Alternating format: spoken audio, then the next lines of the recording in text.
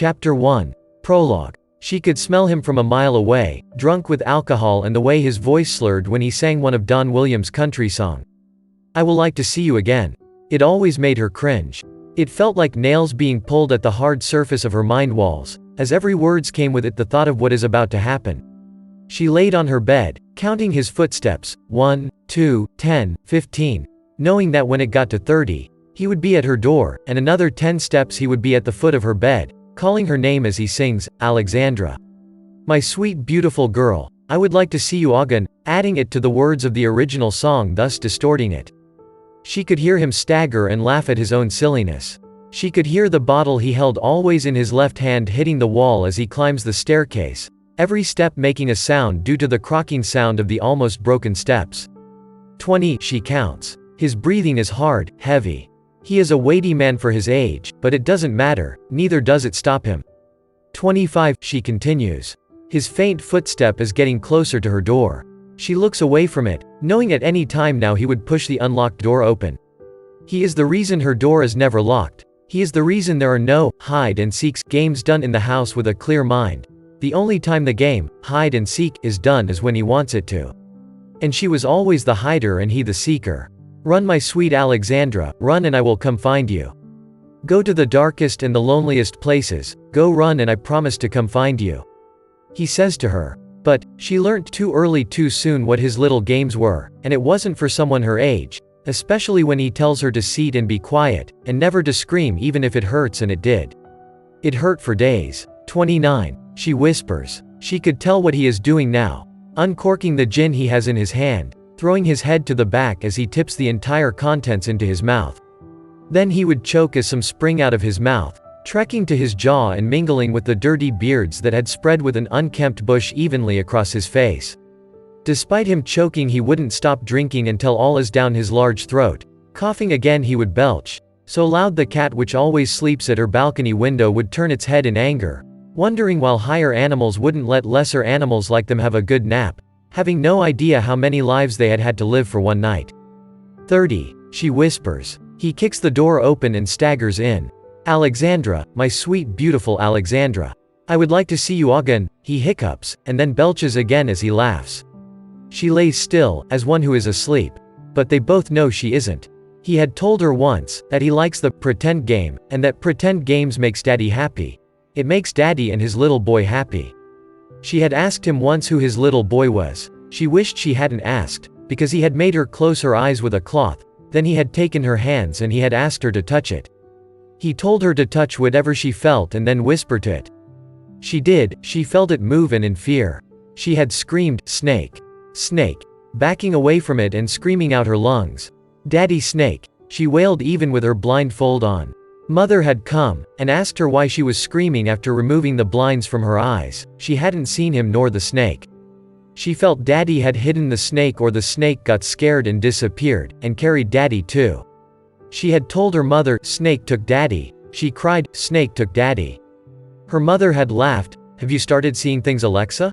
But Mummy, Daddy isn't here, snake took him. Took him away, I swear it. I touched it and it moved in. Oh Daddy, we have to find Daddy. Her mother had taken her by the hand and led her to the living room. There he was, legs crossed, with a newspaper reading. See Daddy. He didn't move. He has been here all along. Don't be scared, there is no snake in the house, Daddy will protect you, okay? She had left her with him and went to the clinic. But Daddy, I swear it. She cried, did you now? He asks her. She had wondered about the chuckle to his voice and the way his eyes sparkled and the sly smile to his lips. I mean, I felt it. It was a snake, you told me to touch a snake in. And, she wailed. He hushes her up, lifts her and places her on his lap, cooing her to quiet. She heard his faint laughter. He told her it wasn't a snake. He said, you was just having a bad dream, Alexandra. But she wasn't asleep. She was 3 years old then, but she knew what being awake was and what being asleep was. That was a snake, and she could swear it. But she should have known better, because a few weeks later, she realized what the snake was, and she hated it. But how could she anyways? She was nothing but a child. Always pretend as if you are asleep. When I come in, close your eyes and stay still, and remember, don't scream. Else I would make it more painful and I would make sure you get the belt and the hot water bottle. He had pulled at her cheeks many weeks later. And like a good little girl she lays still, eyes closed, waiting for Daddy to come through her room door. 5 steps, she whispers, praying at the beginning never helped her. She had hoped that someone, anyone, who could hear her will come to her rescue. But no one did. No one ever did. So she gave up praying, gave up fighting, gave in to acceptance. 10 final steps, she tightens her eyes as she feels him climb the bed, his voice slurring the more as the song he is singing becomes unintelligent words. He flings the covers away from her small fragile body, holding her legs, he spreads them apart as he climbs on top of her. She could feel his cold thighs, cold hairy thighs, and the thing dangling between his legs as it brushes her skin. That thing that brings her nothing but pain and makes her sore for days. That same thing she felt him grab, and like usual she felt it take on a more solid sharp as he moves his hands up and down in a slow motion over it. As he lays on top of her, raising himself up to get access to himself, he sings drunkenly.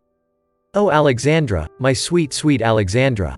He sings, breathing into her face bad breath mixed with rotten eggs and cat poo.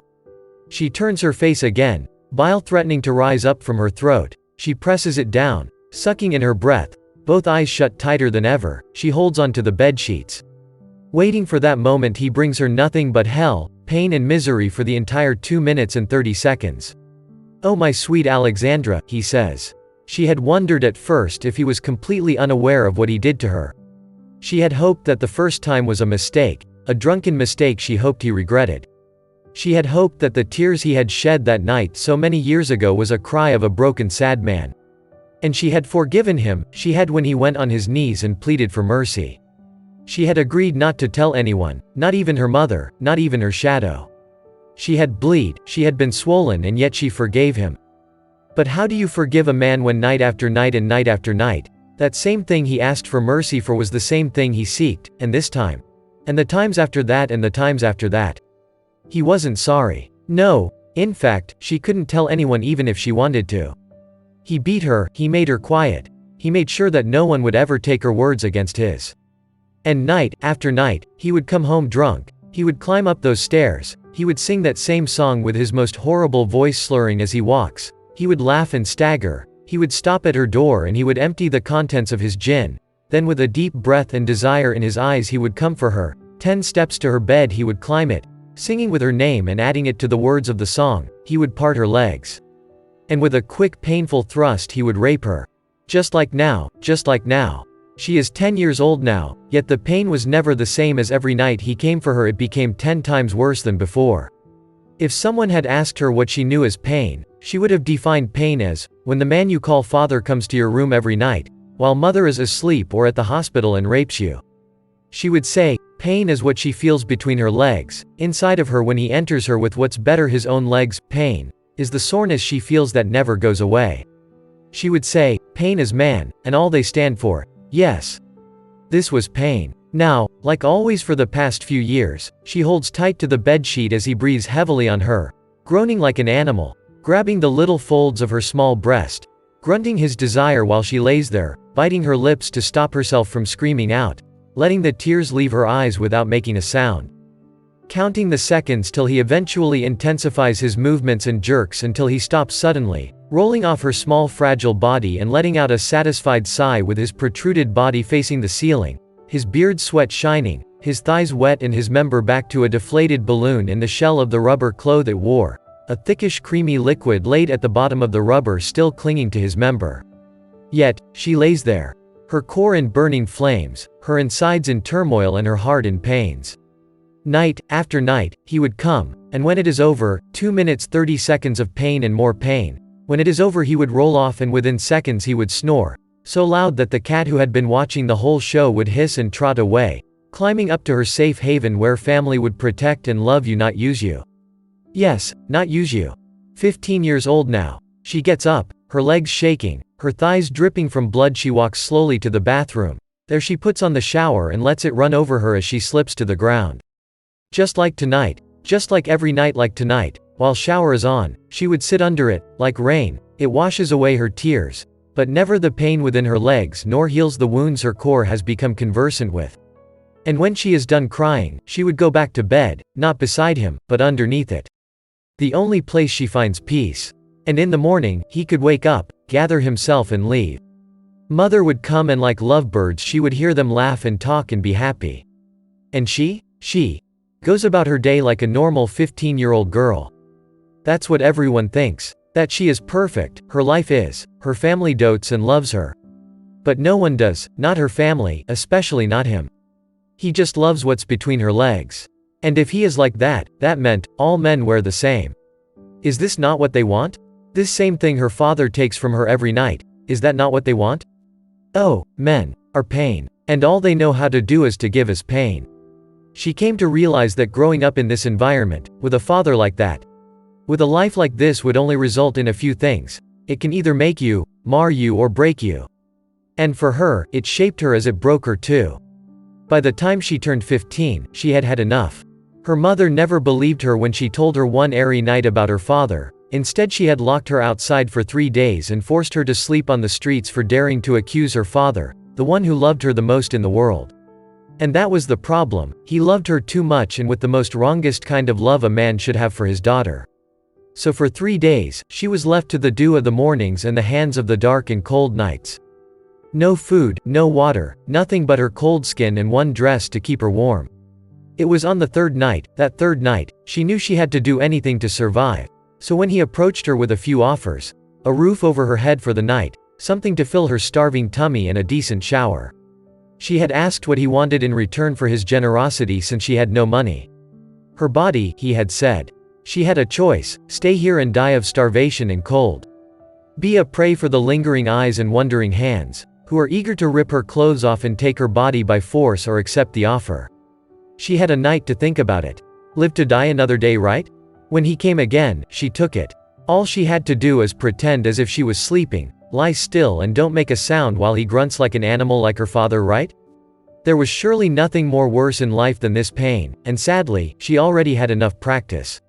And so she did accept his offer. She had food, she had water and a hard bed to lay her head for the night. Her mother and father gets her back home a day later. In fact, he came looking for her to bring her back home.